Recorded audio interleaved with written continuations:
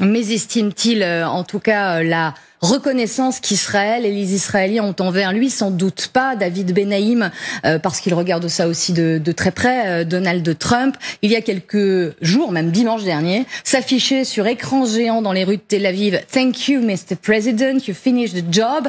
Et puis, ces affichages ont continué. On va vous retrouver, Emma Barrier, avec Camille Souhaut. Vous êtes justement à Tel Aviv, en Israël.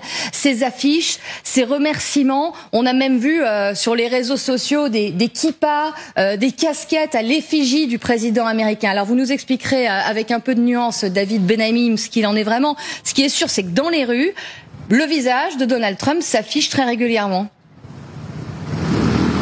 Effectivement, nous sommes samedi, presque une semaine après les attaques américaines, et pourtant, derrière cet écran digital, vous allez voir dérouler des messages de remerciement pour Donald Trump entre deux publicités commerciales tout à fait normales. Donc c'est assez étonnant. Il y a notamment deux messages à souligner que vous allez voir apparaître. Le premier, c'est un Donald Trump tout seul avec un slogan plutôt efficace, Promise Maker, Promise Keeper. Il a tenu sa promesse face à la menace iranienne. Et puis il y a également un deuxième message que vous voyez s'afficher juste derrière moi. Il s'agit de Donald Trump, tous seul au milieu serein et entouré de visages reconnaissables du Moyen-Orient. Vous reconnaîtrez sans doute le Premier ministre israélien Benjamin Netanyahou, mais également Mohamed Ben Salman pour l'Arabie Saoudite. Une mise en scène qui fait explicitement référence, c'est écrit en hébreu, aux accords d'Abraham auxquels avaient participé des personnalités présentes sur l'affiche. C'était en 2020, justement, sous l'administration de Donald Trump. Sachez que derrière cette campagne marketing, eh bien, il s'agit de la coalition israélienne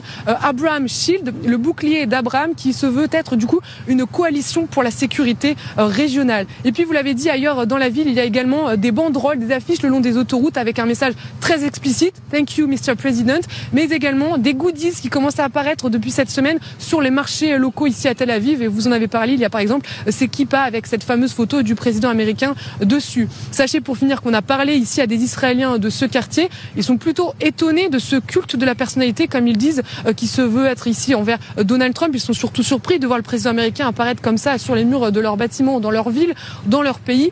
Pour autant, ils nous confient quand même qu'ils sont tout à fait conscients et reconnaissants du rôle des États-Unis qui les a aidés, je les cite, à survivre face à la menace iranienne.